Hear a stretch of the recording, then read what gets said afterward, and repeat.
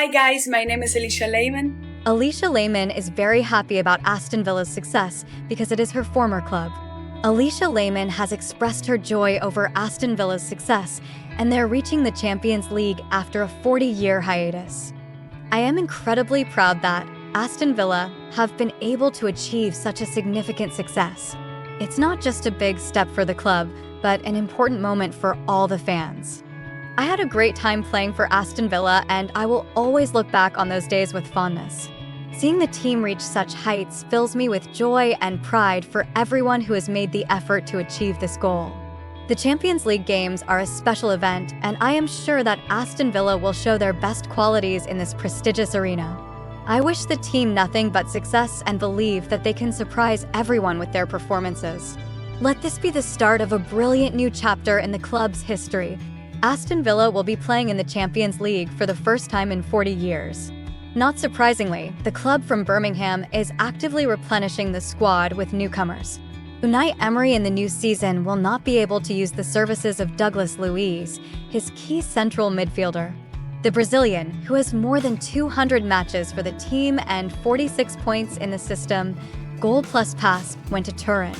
But his replacements have already been found. Amadou Onana, the Belgian who played for Everton the previous 2 seasons, has recently joined the Villa squad. This is the second most expensive transfer in the history of the Birmingham side. He is only 22, but many note the maturity of the player in the context of actions on the field. He feels confident enough in one-on-one battles, good in the air, cool when controlling the ball, able to play both in the center of midfield and deeper as a support. Take a look at his action chart from Sky Sports last season. Luiz's swap for Onana probably looks disproportionate right now, but the transfer status associated with the amount paid can be assessed as a solid investment for the near term. The fact is that Villa added 2 more central midfielders to the middle line. So, Ross Barkley, who had a great season at Luton, by the standards of the team that returned to the championship, will be Onana's direct competitor for a place in the starting lineup. Barkley's experience, nearly 300 games for Everton and Chelsea, and versatility are in his favor. In addition, it seems that now he has reached the peak of his career. A couple of years can maintain this level for sure. Like Onana, the Englishman is ready to play across the entire axis in the center of midfield, and as a support, and as an 8 in a 4-3-3 scheme, and even as an attacking midfielder. Barkley is a more creative player, less focused on tackling and fighting for possession. Importantly, Emery can choose between the two, depending on the opponent. But there's someone else. The third newcomer is Villa midfielder Enzo Barrenechea. If we talk about his profile, we are dealing with a player who is closer in his characteristics to Onana than to Barkley. And it is worth assuming that the Argentine will compete with Onana and Boubacar Kamara for the position of a supporting midfielder in Emery's system. Enzo spent last season on loan at Frosinone and was contractually bound to Juventus. His statistics are unlikely to impress even Frosinone fans when it comes to creativity, but he looked good in the context of off-the-ball action and relative to the level of the team that dropped out of Serie A. There are questions about his discipline and choice of position, and the quality, not accuracy, of his passes, but this is a case where a player does move to a team for prospects. Villa also strengthened the left flank.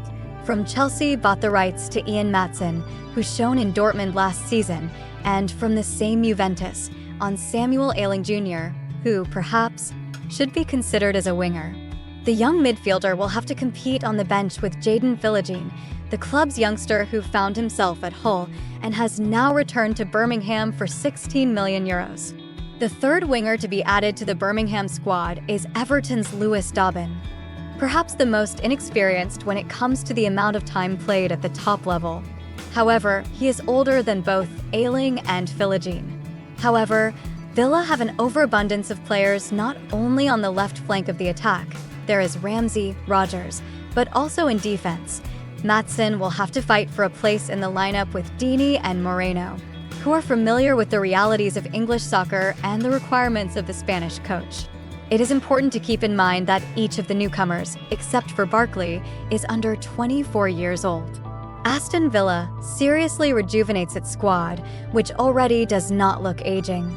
The oldest field players are 31 years old, and primarily players aged 30-plus play defense. The rest of the line is represented exclusively by guys from the category of under 30. Another transfer that fits into this picture is the move of 22-year-old forward Cameron Archer from Sheffield United. And this is another case of Villa having to overpay other clubs for their youngster. Last season in the APL, Archer was unimpressive, as was the rest of Sheffield United, scoring just 4 goals in 1,840 minutes, but a year earlier in the championship, having played 500 minutes less for Middlesbrough. He distinguished himself 11 times. In short, the forward didn't just return home, he returned to promotion. Although, again, he clearly won't even be a second choice in the team. There is Emery's versatile Ollie Watkins, who is playing excellently, and there is 20-year-old Colombian John Duran, who is taking his chances well in the APL, scoring every 111 minutes on average.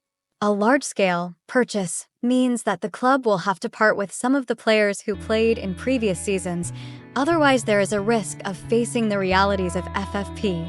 Emery himself voiced his concerns, and even in the winter, we are going to act in strict compliance with the rules of financial fair play. However, we have to make sure we don't lose our team potential, even if we have to sell some players. Reports suggest that the move of winger Moussa Diaby to Al Ittihad will be called upon to offset the spending. It's a serious loss, but it's a far better option than parting with Watkins or Pau Torres, two of Villa's most expensive and crucial players.